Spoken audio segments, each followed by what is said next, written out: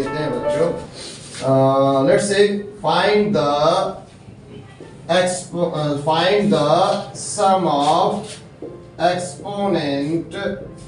exponent of 2 and 3 for let's say 120. ठीक है. अब आपको क्या करना है बेटे, घातांक 2 और 3 का घातांकों का, ठीक है, का योगफल निकालना है बेटा. राइट. तो what we have to do now, first 120 है ना बेटा, 120 का पहले प्राइम फैक्टराइजेशन निकालेंगे. क्या निकालेंगे बेटा, प्राइम फैक्टराइजेशन. ठीक है. तो इसका गुणनखंड निकाला जा सकता है. यस, 2 6 जा 12, 2 3 जा लाइक दैट, 2 15 जा, देन 3 5 जा, 5 1 जा. तो बहुत आसान है बच्चों, ये 120 का प्राइम फैक्टराइजेशन निकाल लेना है. अब देखो इसमें आप देखते जाओ बच्चों, जो भी इसके प्राइम फैक्टर्स निकालने हैं. Now we are going to write one by one. Now these are the factors of prime factors of 120. 120 के गुणनखंड हो गए बच्चों. राइट. अब 2 देखो कितनी बार आया है यहाँ पर, 3 बार. 3 कितनी बार आया है बच्चों, 1 बार. 5 कितनी बार आया है, 1 बार. अब आपसे क्वेश्चन पे आना है बेटे. अकॉर्डिंग टू क्वेश्चन में क्या बोला बेटे, find the sum of exponent of, किसका एक्सपोनेंट, किसकी घात, 2 और 3 की घात बोलिए. राइट. 2 की से बोला सम, ये लिख लेता हूं जल्दी से मैं, सम ऑफ एक्सपोनेंट ऑफ 2 and 3. तो भाई 2 की पावर कितनी है भाई, देखो यहाँ पर 3 है. राइट. और 3 की पावर वो 1 है. अब हमें क्या लेना है बेटा, याद रखना. यस, पावर्स को बोला गया है. एक्सपोनेंट मींस पावर को लेना है. तो आप क्या लोगे, 3 and 1. This will be your answer. Right. ठीक है. I repeat. ठीक है. क्या क्वेश्चन है बेटा, सिंप्लीफिकेशन बेस्ड क्वेश्चन होता है. कहने का मतलब है, ना भी बोले तो भी आपको ध्यान रखना है, हमें पहले सिंप्लीफाई करना है. उसको जितना हल हो सकता है उसको हल करेंगे. उसके बाद हम पता लगाएंगे कि ये इरेशनल नंबर है या नहीं है. ठीक है ना. तो उसके लिए थोड़े बहुत रूल्स आपको ध्यान में रखने पड़ेंगे बेटा. ठीक है. +2 7 कर लेता हूं लेट्स से. ठीक है. अब मैं यहाँ पर √7 लगा लेता हूं और 3 पे लगा लेता हूं. ठीक है. एक क्वेश्चन तो पहले ये ले लेते हैं. राइट. चलो अब बताते हैं, इसका पहले करते हैं सिंप्लीफिकेशन. अब 35 कैन बी 3 5 जा, सॉरी 7 5 जा 35. 35 को हम फैक्टर कर लेते हैं बेटा. राइट. 2 7 जा. अब एक प्रॉब्लम क्या हो रही है, गौर से देखो बेटा, यहाँ पर कि यहाँ पर आपका कोई भी नंबर बाहर कॉमन नहीं आ रहा है. एक चीज खास समझ में आ रही है हमें, गौर से देखो बेटा. √7 यहाँ पर है, √7 यहाँ पर है, 2 टर्म है कि नहीं. राइट. प्लस माइनस आ गया, 2 टर्म हो गए अलग, सेपरेट हो गए. तो 2 टर्म में आप कॉमन ले सकते हैं. यहाँ भी √7 है, यहाँ भी √7 है. तो आप अब कॉमन लेते हैं बच्चों यहाँ पर √7. ये मैंने कॉमन ले लिया, मैं ब्रैकेट यूज कर रहा हूँ. तो यहाँ पे 2 रह जाएगा और यहाँ पर 5 रह जाएगा. यहाँ पर 2 रह जाएगा, यहाँ पर कुछ है ही नहीं बच्चों. अब हालांकि 2 भी आ सकता है, कोई बात, हमारा कॉमन यहाँ पर. राइट. चलिए अभी इतने ही रखते हैं.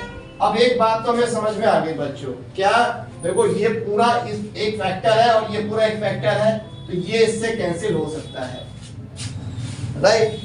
अब इसका अब ये हो गया, तो यहाँ से ये 2 को एज इट इज रहने दो, और ये 5 है और ये 2 एज इट इज है, और यहाँ पर 3 है.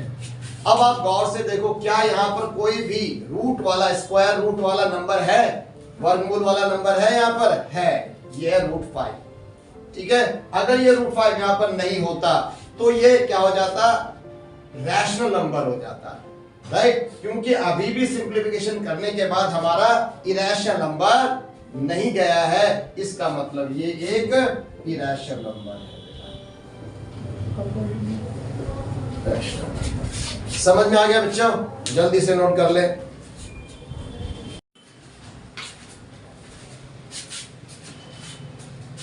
चलिए बेटा एक क्वेश्चन तो यहाँ पर हो गया है। अब बिल्कुल हल्का सा इसमें मैं चेंज करता हूँ और आपको सिंप्लीफाई करके देखना है मैं कैसे चेंज कर रहा हूँ। ठीक है, आप कर भी सकते हैं बट मैं आपको सिंप्लीफाई करके दिखाता हूँ। सेम क्वेश्चन है। अब इस क्वेश्चन को मैं ले लेता हूँ let's say 2 into 2 square root 28 minus √7, चलो 3√7 भी लिख लेते हैं, नो इशू। अब मैं यहाँ पे 7 एंड यहाँ पे चलो 3 लिख देते हैं। चलो क्या करेंगे बेटा, बिल्कुल सेम तरीके से करना है। अब देखो कितना डिफरेंस आने वाला है बेटा। चलो इसको सिंप्लीफाई करते हैं। 28 का क्या हो जाएगा बच्चों, 7 4 जा, राइट, और 7 का तो होगा ही नहीं, यहाँ पर 3 और 7 इसका भी नहीं हुआ।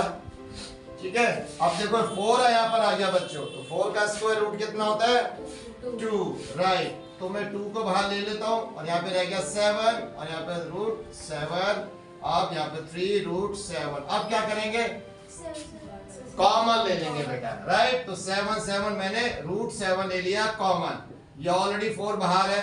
अब यहाँ से ये चला गया तो अंदर क्या रह जाएगा बेटा, चलो अंदर ले देता हूँ। यहाँ 4 रह गया बच्चों और यहाँ पर 3 रह गया, राइट। और नीचे क्या है √7। गौर से देखो बेटा, अब क्या हो गया, कैंसिल आउट हो गया, या 4 - 3 1 हो गया, नीचे क्या आ गया 3। बताओ रैशनल है या इरैशनल, रैशनल।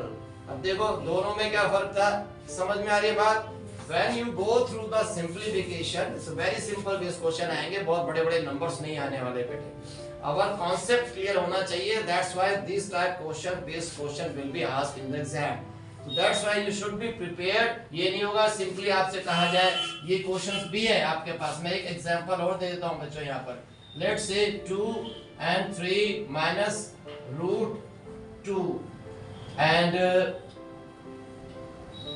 और -2 + 2 and √2।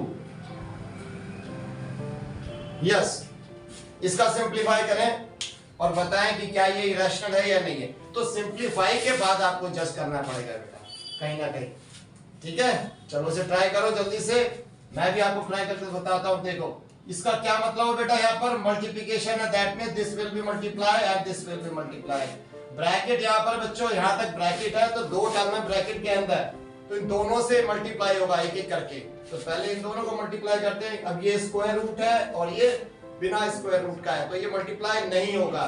इसको मैं एज इट इज लिख दूंगा 3√2। क्लियर बच्चों।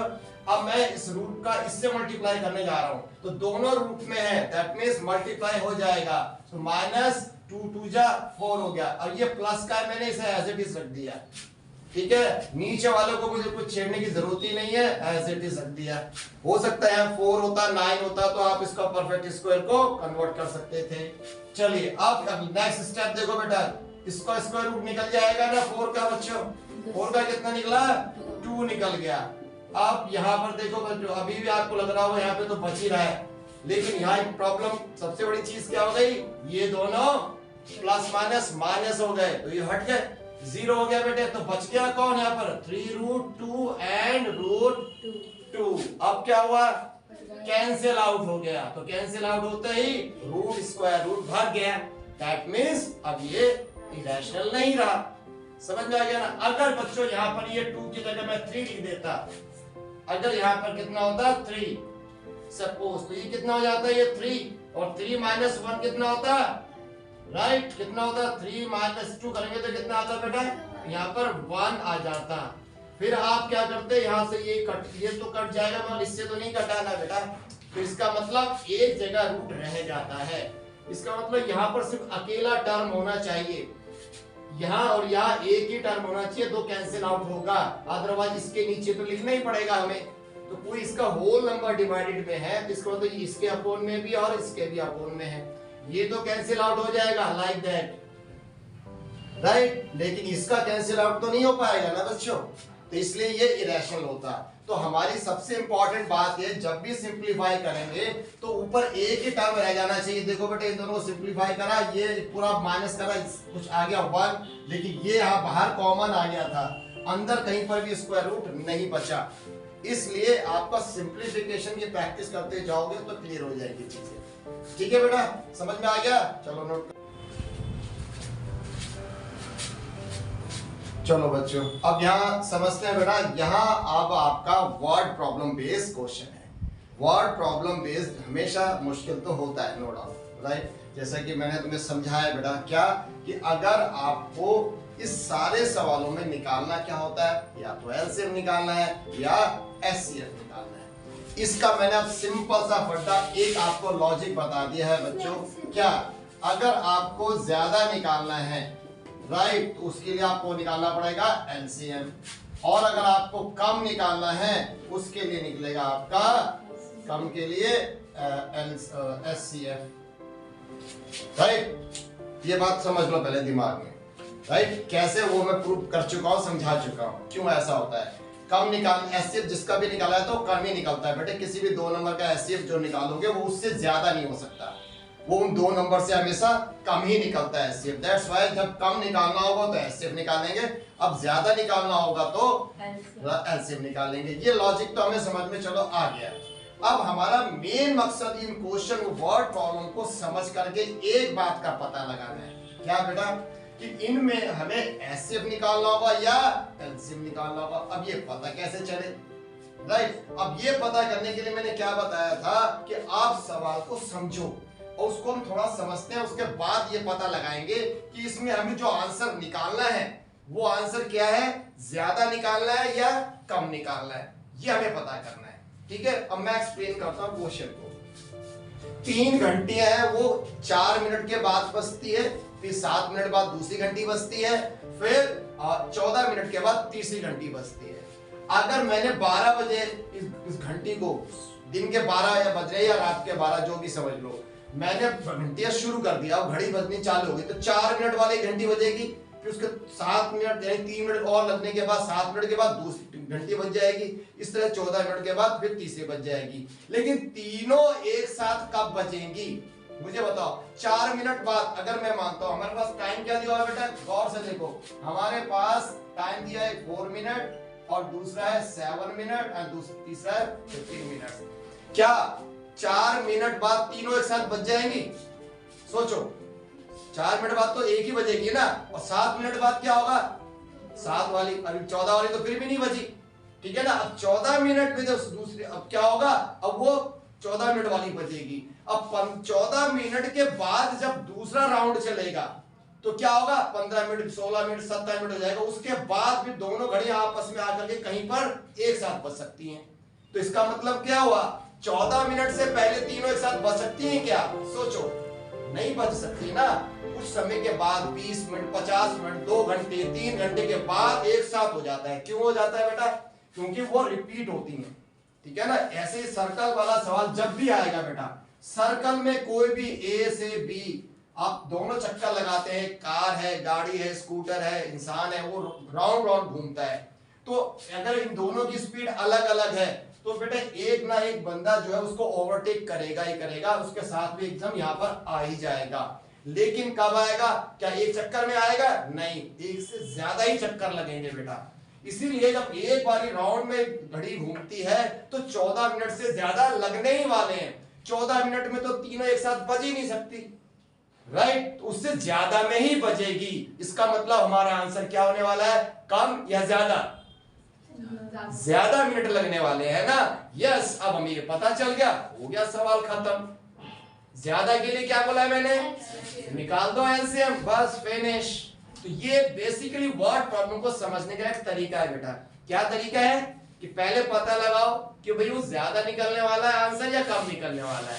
समझ में आ गया ना बेटा? ज्यादा क्यों निकल रहा है? क्योंकि 14 मिनट में तो भाई तीनों एक साथ बज ही नहीं सकती, आधे 2 घंटे बाद, 1 घंटे बाद ही एक साथ बजेंगी, राइट। तो ऐसे में आप ऐसा भी समझ सकते हैं बच्चों, जब भी कोई चीज सर्कल में घूमती है, कार हो, गाड़ी हो, इंसान हो, तो अगर वो एक दूसरे को ओवरटेक करेंगे, चाहे घड़ी की सुई हो, चाहे आदमी हो या कारें हो, तो वो क्या होगा, 1 2 4 चक्कर के बाद ही आएगी। इसका मतलब टाइम ज्यादा ही लगने वाला है बेटा। तो इसलिए हमें एलसीएम ही निकालना पड़ेगा। अब क्यों निकालना पड़ता है ये भी मैंने अच्छे समझाया, और यही इंपॉर्टेंट है इस बात की कि इंपॉर्टेंस क्या है कि आपको इस सवाल एचसीएफ निकाल दो, इसका एलसीएम निकाल दो। अगर कोई ऐसा कहता है तो ये बहुत गलत बात है। हम एलसीएम निकालते क्यों हैं, यहां पर हम एलसीएम क्यों निकालें, इस बात को अगर हम समझेंगे ना तो ही आपकी बात समझ में आती है। तो ये मैंने आपको बता दिया और एक हिंट आपको दे दिया अच्छा सा कि जब भी कोई गोल गोल घूमेगा तो बेटे 90% केसेस में एलसीएम ही निकलेगा। और लॉजिक तो मैंने आपको अच्छे समझा भी दिया है, समझ में आ गया। अब सेकंड पार्ट तो आप कर ही लेंगे। अब बचा ही क्या बेटा, मुझे क्या निकालना है, एलसीएम ऑफ इसका बच्चों 4 का 7 का एंड 14 का। तो बहुत आसान है बेटे, 4 के फैक्टर बना लो या फिर आप डायरेक्ट भी कर सकते हो लाइक दैट। आप ऐसा भी कर सकते हो, या आपको पता है 2 7 जा 2 2 जा एंड 2 7 जा, या 2 हो जाएगा बेटा, या 7 हो जाएगा, अगली बार 7 7 हो जाएगा। तो 2 एंड 7, तो दिस इज योर 2 4 जा 2 2 जा 4 4 7 जा 28, राइट। तो अब क्या आंसर आया 28, यानी कि 28। 28 क्या है बेटा, मिनट, ये क्या है मिनट। तो आंसर भी क्या होगा हमारा मिनट। अब आपसे सवाल पता है क्या पूछा बच्चों, कि कितने बजे वो मिलेंगे, कितने मिनट बाद वो मिलेंगे नहीं पूछा था, राइट। क्या सवाल है कि कितने बजे, और उसने बोला था घड़ी कब शुरू हुई है, 12 बजे शुरू हुई है बेटा, 12 PM पर शुरू हुआ था, 28 मिनट बाद मिलेंगे। तो कब कितने, उस वक्त टाइम क्या हो रहा होगा, अभी 12 बज रहे स्टार्ट हो गया, 28 मिनट बाद वो मिलेंगे, तो कितने मिनट बाद, कितने टाइम क्या होगा उस वक्त, 12:28 ही तो होगा बेटा। समझ में आ गया ना। तो ऑप्शन ये होगा बेटा, ऑप्शन 28 नहीं होगा। अगर यहां पर टाइम होता 6 PM तो यहां क्या टाइम होगा 6:28, ठीक है ना, 6:28 होगा। और अगर टाइम आपका आता 128, एनी गेस, अगर टाइम मेरा 128 आ गया, 12 बजे है, तो मैं 128 से 12 तो जोड़ नहीं सकता, तो मैं क्या करूंगा बेटे, इसको 60 से डिवाइड करूंगा। अगर वो भी नहीं समझ में आता है तो 6 से 5 कर लो बेटा, 60 कितना हो जाएगा, 6 दूनी 12 हो गया, तो बाकी कितना बच गया बेटा, 8 मिनट बच गया। तो 60 कितने आवर हो गए, 1 आवर 2 आवर हो गया बेटा, ठीक है ना। 128 मिनट का क्या मतलब हुआ, 60 120 मिनट और 8 से और 8 मिनट। तो 120 का क्या होता है बेटा, 60 2 आवर्स हो गया, यानी कि 12 तो ऑलरेडी बच चुके थे, तो 2 घंटे बाद कितने बजेंगे, अब 2 बजेंगे, और बचे कितने यहाँ पर मिनट, 8 मिनट। तो 08 लिखना बेटे, 80 मत लिख देना, 80 मिनट नहीं होता कभी, समझ में आ गया। तो 8 आ रहा है, इसका मतलब 8 मिनट है, इट मींस 08 मिनट है, समझ में आ गया टाइम। तो कई बार ऑप्शन आएगा तो ऐसा भी आएगा बेटा, आ भी चुके हैं, तो आपको टाइम दिया जा रहा है और आपका मिनट हमेशा 60 से ऊपर आ जाएगा, तो 60 माइनस करते जाना या पेयर बना देना, 60 से डिवाइड करने में आपको कंफ्यूजन हो सकता है, ठीक है ना। 6 की टेबल करते जाओ, जितना उससे ज्यादा बचेगा दैट्स इट, मोर मिनट होगा, बाकी सब आवर में कन्वर्ट हो जाएंगे। क्लियर बच्चों, समझ में आ गया। अब देखो बेटा, यहां फिर से वर्ड प्रॉब्लम है, इस वर्ड प्रॉब्लम को फिर दोबारा से अच्छे से समझते हैं। थोड़े बहुत टाइप्स इसमें आते हैं, राइट। अब जब भी कोई ग्रेटेस्ट नंबर निकालना हो, find the smallest number, find the greatest number of 3 digit 4 digit कहता है, तो वो अलग चीज है। मतलब 10 अंकों का, 4 अंकों का, 5 अंकों का, बड़े से बड़ा, छोटे से छोटा संख्या निकालो, ऐसा कुछ नहीं बोला है। इसने बोला है बस नंबर निकालो। अब छोटा हो सकता है कि वो अलग बात है, अब छोटे को देख करके लोग यही बच्चों को पढ़ाया जाता है, भाई स्मॉलेस्ट नंबर निकालो बोला है तो एलसीएम निकाल दो, हाईएस्ट बोला है तो एचसीएफ निकाल दो, बेटे ये गलत तरीका है, राइट। अब हम कॉन्सेप्ट समझ चुके हैं, क्यों हमें एचसीएफ निकालना है, एलसीएम निकालना है, बस उस कॉन्सेप्ट को समझना है। तो मैं आपको समझाता हूँ बेटा, इस सवाल को गौर से समझो। मैंने अभी आपको क्या समझाया बेटा पिछले सवाल में, कि एचसीएफ कब निकालते हैं, कम या ज्यादा, कम के लिए। एलसीएम कब निकालते हैं, जब हमें ज्यादा निकालना हो, ठीक है ना। बस अब हमें इस सवाल में यही पता लगाना है कि जो हमारा आंसर है वो कम होगा या ज्यादा होगा। अगर वो पता चल गया तो हम एलसीएम निकालना तो कोई बड़ी बात है ही नहीं। तो 40 से मैंने छोटा नंबर समझाने के लिए लिया है, आप इसकी जगह बड़ा नंबर ही देगा आपको, 500 समथिंग या 2000 समथिंग, राइट। तो आपको एलसीएम निकालने में तो कोई दिक्कत है नहीं।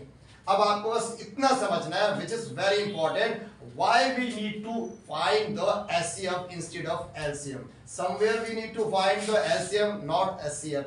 What is the reason behind all this reason? Why, क्यों हमें इसको निकालना है, ये आपको समझाना है। एक बात हमने दिमाग में बिठा ली, क्या, कि अगर हमें जो आंसर निकालना है, अगर ये पता चल गया ज्यादा है तो हम निकालेंगे एलसीएम, ये तो आप रट लेना, ये मैंने समझा दिया है वैसे आपको, ठीक है ना। अब ये समझते हैं कि वो जो नंबर निकलेगा वो नंबर ज्यादा होगा या कम। चलिए अब सवाल समझते हैं बेटा क्या है। राइट द स्मॉलेस्ट नंबर, यानी कि find the smallest number which is divisible by both. मैं समझ ले लेता हूं, मैं कोई और नंबर लेता हूं। सपोज एक नंबर है, कहता है इस ऐसा ए नंबर निकालो जो डिविजिबल बाय इन दोनों से भाग होता हो। यानी कि क्या हो, बाय का मतलब क्या हो बेटे, divisible by the A is divisible by 40 है ना, मैं इसको भी 40 कर देता हूं, बाकी दूसरा लेता है नहीं, दोनों से भाग होना है। तो a इज डिविजिबल बाय 40, इसका क्या मतलब हुआ कि 40 से भाग होना है बेटा। इसका मतलब 40 से ऐसे, इसका मतलब ये है बेटा, समझ में आ गया। अब आप नॉर्मली क्या जानते हो बेटा, अगर किसी को डिवाइड करोगे तो मुझे बताओ इससे डिवाइड कर रहा हूं तो ये जो आपका डिवाइडर है तो ये है, ये हमारा डिविडेंड है बेटा। अब मुझे बताओ ये बड़ा होगा या ये बड़ा होगा, बात जिससे डिवाइड करते हैं, यानी कि ये हमेशा क्या होना चाहिए बेटा, छोटा ही होना चाहिए, तभी तो भाग होगा। लाइक एग्जांपल 2 और 7 तो भाग होगा, 7 से 2 कहां से भाग हो जाएगा बेटा। तो normally what we understand that जो देयर ऑलवेज डिवाइजर जो भी है आपका, that should be less than, smaller होना चाहिए। अब आपका सवाल ये बन गया कि अगर ये स्मॉलर है, ये 40 क्या होना स्मॉलर, ए क्या होना चाहिए, बड़ा होना चाहिए। बस ए तो पूछा उसने, ए कैसा होना चाहिए, अब हमें पता चल गया 40 से बड़ा होना चाहिए, तो that means A should be greater than 40। अब हमें पता चल गया ए क्या है बेटा, ग्रेटर है, यानी कि ज्यादा है। ए क्या निकालना है हमें, मेरी बात समझ में आई, लॉजिक ठीक है ना। अब उसने बोला था कि ऐसा नंबर निकालो जो 40 दोनों से भाग होता, तो ए को करना है भाग, किससे करना है, 40 से करना है, डिविजिबल बाय बोथ, ठीक है ना। 40 से डिवाइड करना है मैंने, तो मैंने ए को 40 से करूंगा तो ए क्या होना चाहिए भाई, अंदर जो होता है वो स्मॉल में बड़ा होता है बेटा, और बाहर जो होता है वो छोटा होता है, तो इसका मतलब ये बड़ा हो गया, ज्यादा हो गया। और ज्यादा के लिए क्या निकालते हैं, बस अब ये पता चल गया, बाकी खेल तो तुम्हें आता ही है बेटा, राइट। तो हमें क्या निकाला, हेंस वी विल फाइंड, क्या फाइंड करेंगे बेटा, ज्यादा के लिए एलसीएम ऑफ किसका, 40 एंड 30, तो आप वो कर ही लोगे बेटा, एलसीएम ऑफ 40 एंड 30। ये तो मैंने आपको सिंपली एक एग्जांपल दे दिया था। आप तुम फैक्टराइजेशन से भी कर सकते हो, डायरेक्ट भी कर सकते हो, राइट, वो आपके ऊपर है बेटा। 40 का तो मैं करके आपको दिखा रहा हूँ, कुछ जरूरत नहीं है, बहुत आसान है, वो आप कर ही लेंगे। It is a waste of time if I do, but I am doing very fast to make you understand how to actually find the LCM by using a factorization method. So you can write here 40 equal to 2 into 2 into 2 into 5, and for 30 you can write 2 into 2 into 5.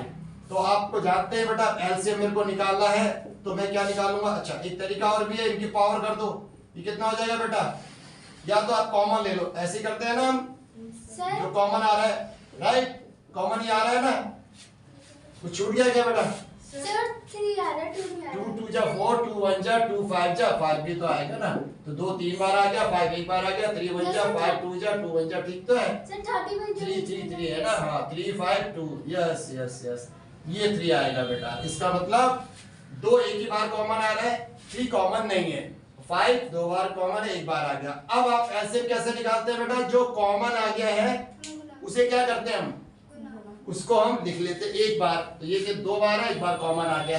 अब जो बाकी छूट गए, कौन कौन से छूट गए बेटा, ये छूट गया, ये छूट गया, ये छूट गया, तो इनको भी आप लिखेंगे। बात समझ में आ गई। बाकी एक और भी तरीका है कि इनकी पावर में कन्वर्ट कर लो, उस तरीके से भी आप ले सकते हो, ऐसे हम मैक्सिमम पावर लेते हैं हम, ठीक है ना। तो आंसर क्या आने वाला है बेटे, 2 2 जा 2 5 जा 10, ठीक है, 2 3 जा, देखो ये 10 हो गया, 10 वाले को मल्टीप्लाई मत करो, 3 2 जा 6 6 2 जा 12 12 10 जा 120। ये थोड़ा आसान तरीका है बेटे, ठीक है। तो आप डायरेक्ट मेथड भी यूज कर सकते हो। एक तरीका और ये बेटा, इसकी पावर कितनी है, 2 की पावर 3, राइट, और यहाँ पे 2 की पावर कितना है बेटे, 1 है, 3 की पावर 1 है, 5 की पावर 1 है। तो बेटे इन दोनों में हाईएस्ट कौन हो जाएगा, 2.3 हो जाएगा। बाकी जो बच गए उन सबको लिख दो आप, 3 और 5 भी एक बार आ गया है,